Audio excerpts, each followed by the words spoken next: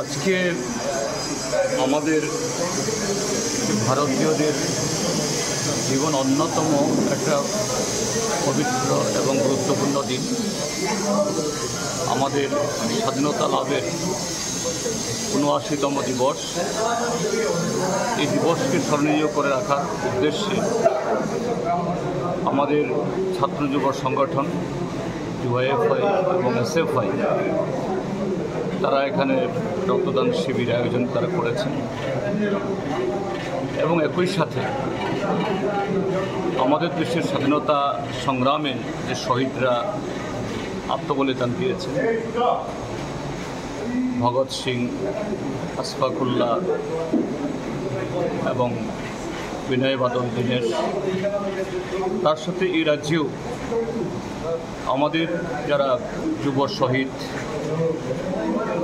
তপন চক্রবর্তী ভারতের গণতান্ত্রিক যুব ফেডারেশনের রাজ্য সম্পাদক মণ্ডলের অন্যতম সদস্য ছিলেন।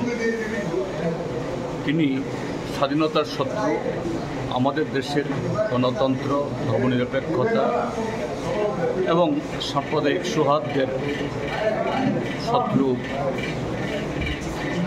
এই সন্ত্রাসবাদীদের হাতে জীবন দিয়েছিলেন।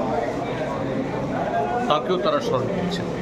আমি তাদের উদ্যোগকে ভূয়সী প্রশংসা করছি, কেননা আমাদের দেশের স্বাধীনতা প্রায় ৮ দশক হলেও স্বাধীনতার যে আমাদের স্বপ্ন, আমাদের পূর্বপুরুষদের, সেই স্বপ্ন এখনও বাস্তবায়িত হয়। আমাদের আরও বহুদূর হাঁটতে হবে।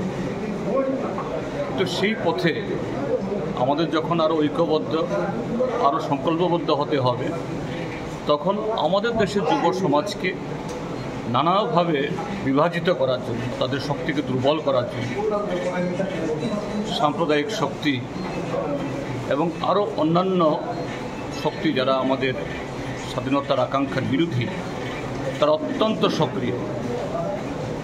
কাজেই তাদের বিরুদ্ধে যুব সমাজকে শুধু ঐক্যবদ্ধ হওয়ার স্লোগানে না, মতাদর্শগতভাবে এবং সুশৃঙ্খল সাংগঠনিক বন্ধনে ঐক্যবদ্ধ হতে হবে।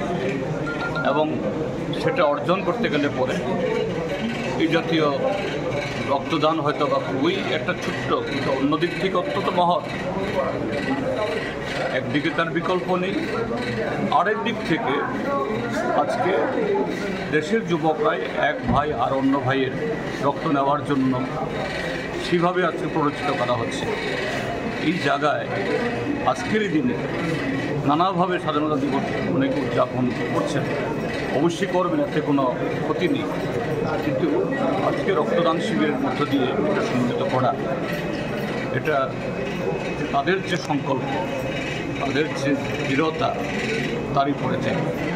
আজকে যারা এই শিবিরে রক্তদান করছেন, আমি তাদের সকলেরই দীর্ঘায়ু এবং সুস্বাস্থ্য কামনা করছি এবং আমাদের রাজ্যের যুব আন্দোলনে তাদের